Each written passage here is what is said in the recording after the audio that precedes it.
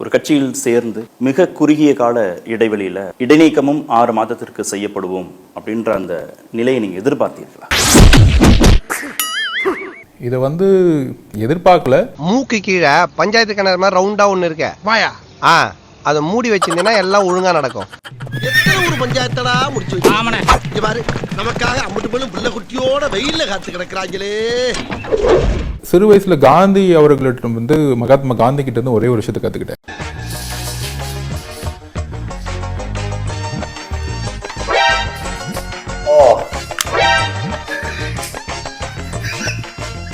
இல்லப்பா,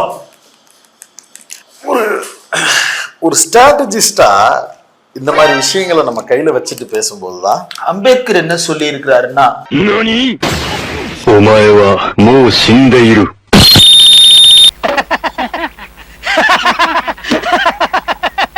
அரசியல்ல இதெல்லாம் சாதாரணமாப்பா.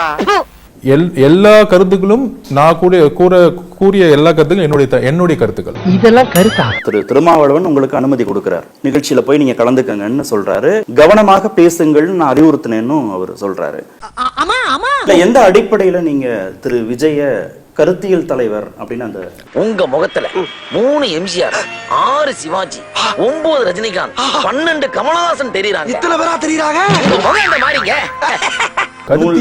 கருத்தியல் தலைவரா உருவாக வேண்டும் நான் சொன்னேன். நீங்க நல்லா படிச்சு பாருங்க, நல்லா நான் பேசினது பாருங்க. சகோதரர் விஜய் அவர்கள் வச்சுக்கிட்டு தலித் முதலமைச்சர் ஆகணும்னு சொன்னேன் நான்.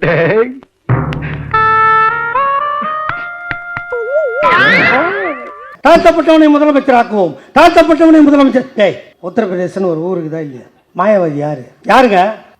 யார் அது? தாழ்த்தப்பட்டவன் தானே.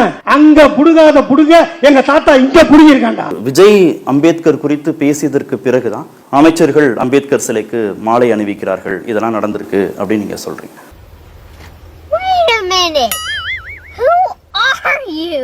அங்க என்ன பண்ணீங்க? அம்பேத்கர் பெயரால் காலேஜ், அம்பேத்கர் பெயரால் சட்ட பல்கலைக்கழகம், அம்பேத்கருக்கு மணிமண்டபம். ஏன் அவர் பிறந்த மகாராஷ்டிராவில் கட்ட மறுத்தார்கள் கல்லூரியை எங்கள் தாத்தா டாக்டர் கலைஞர் கட்டினார். அது புரியாத இந்த ராஸ்கலுக்கு. நாடு மாறி ஊரு மாறி நாடு மாறி மாறி நாடு மாறி வந்துட்டு என்ன சிரிப்பு ராஸ்கல், என்ன சின்ன பிள்ளைத்தனமா இருக்கு. தமிழ்நாட்டு அரசியல நீங்களும் கூர்ந்து கவனிச்சுட்டு இருக்கீங்க பல வருடங்களாக. அதுக்குள்ளேயே அவ்வளவு ஃபேமஸ் ஆயிட்ட நம்ம. திரு விஜய் அம்பேத்கர் குறித்து பேசியதற்கு பிறகுதான் அம்பேத்கர் சிலைக்கு அமைச்சர்கள் மாலை அணிவிக்கிறாங்களா? அதாவது நான் திருப்பி பதிவு பண்றேன். ஏன் தம்பி எல்லா கேமராவும் ஓடிக்கிட்டு இருக்கு? ஆமா, எல்லாம் தான் ஓடுது. சரி சரி, அடுத்த கேள்வி கேளுங்க. அடுத்த கேள்வி. ஒரு அரசை ஆள வேண்டும் என்றால் பாலிசி மேக்கிங் பத்தி தெரியணும், மக்களுடைய கடினமான வாழ்க்கையை பத்தி தெரியணும்.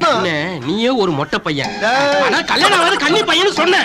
இந்த உணர்வுகளை புரியக்கூடிய ஒரு பிரச்சனைகள் அடிப்படையிலேயே ஒரு தலைவர் உருவாகணும் நான் நினைக்கிறேன். அது தவறு. இதெல்லாம் திரு விஜய் புரிந்து கொண்டு முழுவதுமாக அரசியல்ல கரை சேர்ந்தவராக அவர் களத்துக்கு வந்திருக்கிறாரு நீங்க நம்புறீங்க? சோரி புடிச்ச பயல் எல்லாம் தலைவேன், புண்ணு வந்தவளை எல்லாம் தலைவேன்ற.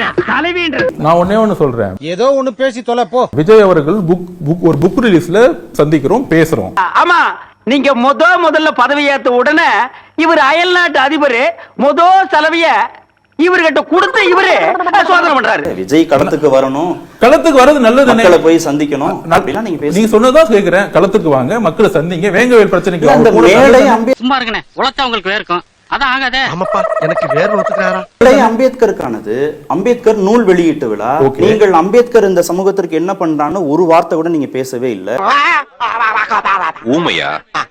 மௌன விரதமா? ஏன் அது அம்பேத்கரை புகழ்ந்து பேசல, திருமாவளவனை புகழ்ந்து பேசல. கருப்பு நாயே, இது நியாயமாடா? இது தர்மமாடா? சோறு போட்ட இடத்துலயே சுரண்டி வச்சிட்டியடா. முழுவதுமாக திமுக எதிர்ப்பு, விஜய் ஆதரவுன்ற ஒரு நிலைப்பாட்டுல தான் அந்த பேச்சு 25 நிமிடங்கள் இருந்ததை புரிந்து கொள்ளும். எல்லாம் ஒரு உள்நோக்கம் தான். நான் பேசின உரையில அவருடைய கருத்துக்கள் சொல்றதுக்கு அங்க நிறைய பேர் இருக்காங்க. இதெல்லாம் ஒரு காரணம் இல்ல, நீங்க என்ன சொன்னீங்கன்னு சொல்லுங்க. நான் என்ன சொல்ல வரேன், அம்பேத்கர் சொன்னதாக நான் இத சொன்னேன். 25 நிமிட பேச்சுன்றத ஒன்னு சொல்லுங்க. ஐயோ, எந்த ட்ரெண்ட்ல பேசினாலும் எந்த ரூட்ல போனாலும் விடவே மாட்டேங்கிறானே. நான் என்ன பண்ணு? ஆட்சி அதிகாரத்துல பங்குன்னு கேட்டா என்ன துணை பொதுச் தூக்குங்கிறாரு ஒருத்தர் அதுவும் மன்னர் பரம்பரைக்கான மணல் நான் பதிவு பண்றேன். என்னது மன்னர் குடும்ப அரசியல் என்று சொல்லலாமா? இப்படிதான்டா காலம் பூரா சொல்றீங்க. என் வாயும் நாரி போகுது, என் தொண்டையும் காஞ்சி போகுது. உங்களுக்கு விளக்கம் சொல்லி ஏற ஓஞ்சிரும் போல இருக்க. ஆண்மை இருந்தா புள்ள பிறக்குதுடா, அதுக்கு நாங்க என்ன பண்ண முடியும்? உங்களோட புறம்போக்குங்களா? புறம்போக்கு. இல்ல, மன்னர் பரம்பரை குடும்ப அரசியலுடைய நீட்சினா அது திரு விஜய்க்கும் பொருந்தும், திரு ஆதவர்ஜனாவுக்கும் பொருந்தும். திரு விஜய் அவங்க அப்பாவுடைய சார்பு நிலையில இருந்து தான் அவர் திரைத்துறைக்கு வராரு, தகுதியின் அடிப்படையில் அவர் உச்சத்துக்கு வராரு. இங்க சார்பு நிலைங்கிறது திரு உதயநிதிக்கு மட்டும் தானா, திரு விஜய்க்கோ திரு ஆதவர்ஜனாவுக்கோ பொருந்தாது? நீங்க 4 வருடங்களுக்கு முன்பு திரைத்துறையில் இருந்து வந்த ஒருவர் துணை முதல்வர் ஆகலாமான்னு கேள்வி கேட்கிற போது 4 மாதங்களுக்கு முன்பாக வந்த ஒருவர் முதல்வர் ஆகலாங்கிறத எப்படி வெளிப்படையாக பட்டவர்த்தனமாக ஒரு மேடையில ஆதவால பேச முடியுது? நீ கேட்ட ஒவ்வொரு கேள்வி என்ன செருப்பால் அடிச்ச மாதிரி இருக்குடா. மாதிரி இல்ல, உண்மையிலே செருப்பால தான் அடிச்சது. 25 ஆண்டு காலமாக விசிகாவுடைய மேன்மைக்காக விசிகாவுக்கு பணம் வசூலித்து நிதி ஆதாரத்தை வசூலித்து கொடுத்து பல 100 மாநாடுகள்ல வேலை செஞ்ச எத்தனையோ பேர் இன்னும் துணை பொதுச் செயலாளர் ஆக முடியாம 4 பேரை வெட்டினாரா, தூக்கி வந்து உட்கார வச்சானுங்க. அவ வருஷ கணக்குல உயிரை கொடுத்து வேலை செய்யறான்.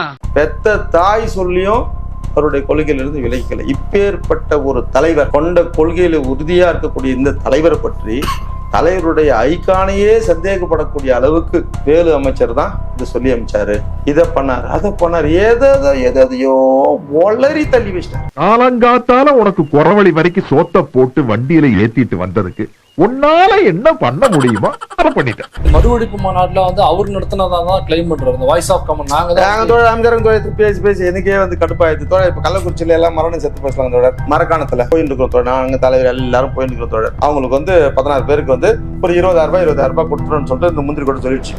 சரி ஓகேன்னு சொல்லிட்டு தலைவர் அதை நம்பினே போயிட்டோம். போய் கிட்ட போய் நிக்கிறோம், பணம் எடுத்துன்னு வரல. இல்ல இன்னொன்னு கேட்க முடியலாங்க.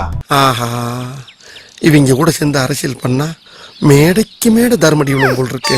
நீங்க ஒரு வாய்ஸ் ஆஃப் காமன்ஸ் நிறுவனத்துடைய தலைவராக திரு ஆதவாக ஒரு தலித் தமிழ்நாட்டுக்கு முதல்வர் ஆகணும், திரு திருமாவளவன் தமிழ்நாட்டுக்கு முதல்வர் ஆகணும் அப்படின்னு நீங்க பேசியிருந்தால் அது வேறு விதமாக அணுகப்பட்டிருக்கும், கவனிக்கப்பட்டிருக்கும். ஆனா நீங்க விசிகாக்குள்ள இருக்கீங்க, துணை பொதுச் செயலாளர் பொறுப்புல இருக்கிறீங்க. ஆனா நீங்க ஜெயலலிதா பத்தி ட்வீட் பண்றீங்க, மழை பாதிப்பு நிவாரணத்தை சரியா செய்யலைன்னு விமர்சனம் பண்றீங்க.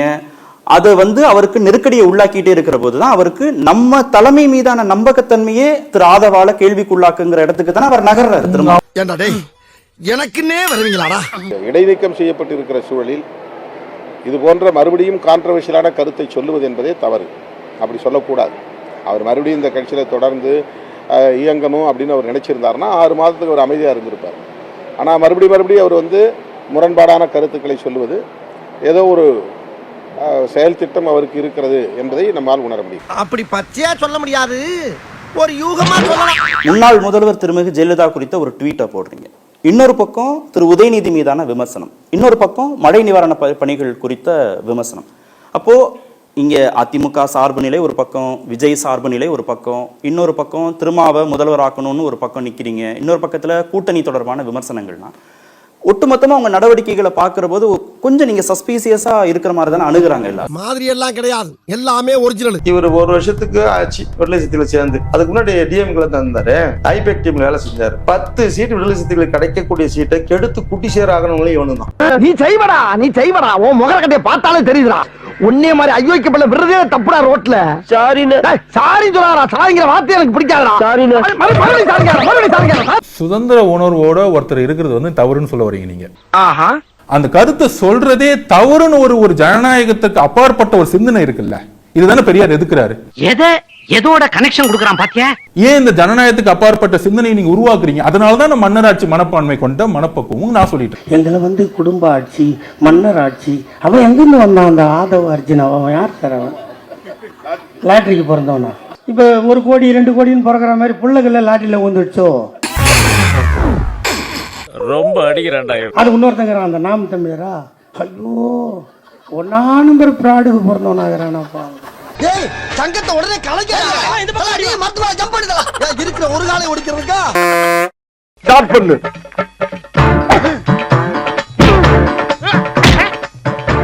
இங்கிட்டு வா. அப்படியா படைக்கலடி மண்டல மட்டும் அடிச்சிடாத, குலக்கேசல் உள்ள போயிருவேன். சரியா? உங்க வீட்டு பிள்ளையா நினைச்சு எல்லாரும் என்னை மன்னிச்சிருக்க.